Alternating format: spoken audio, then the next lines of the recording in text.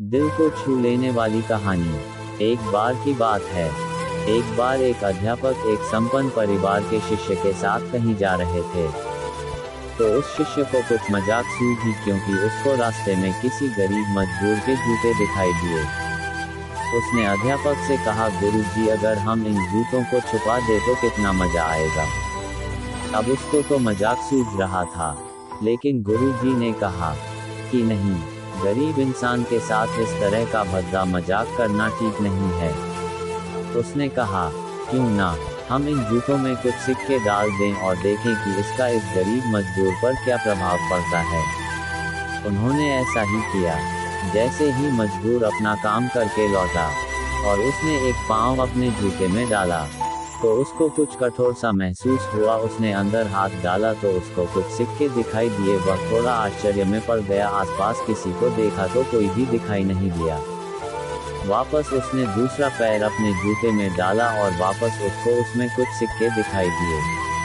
अब दोनों जूतों के सिक्कों को उसने अपने हाथों में रखा और प्रभु की तरफ इशारा किया, है प्रभु, पता नहीं किस भले मानुष ने ये सिक्के मेरे जूतों में छुपाए हैं, लेकिन जिसने भी छुपाए हैं उसको मेरी दुआ है ताकि इन पैसों से मैं अपने बच्चों और पत्नी के लिए कुछ खाना और दवाएं ला सकूंगा। और इतना बोलकर वह चला गया। इस बात को शिष्य और अध्यापक दोनों सुन रहे थे। अब अध्यापक ने शिष्य से पूछा कि अब तुम मुझे बताओ कि तुम्हें कैसा महसूस हुआ, तुम्हारी पहले वाली मजाक या मेरा ये तरीका। तो उसने कहा कि गुरुजी, मैं आपसे क्षमा चाहता हूँ। अब मुझे समझ आ गया है कि सच्ची खुशी किस चीज में है। जब हम किसी की मजाक उड़ाते हैं तो हमें कुछ पल का आनंद मिलता है, लेकिन इससे हमें बद्दुआ मिलती है।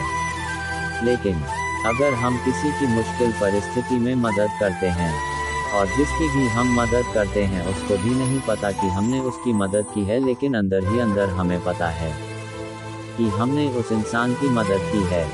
यही सच्ची खुशी है। जब हम दूसरों को खुशी देते हैं तो हमें सच्ची खुशी मिलती है। और दान करते रहिए जिसके भी आप काबिल हो। जितना भी आपसे बन पड़े दान करें, लेकिन दान जरूर करें।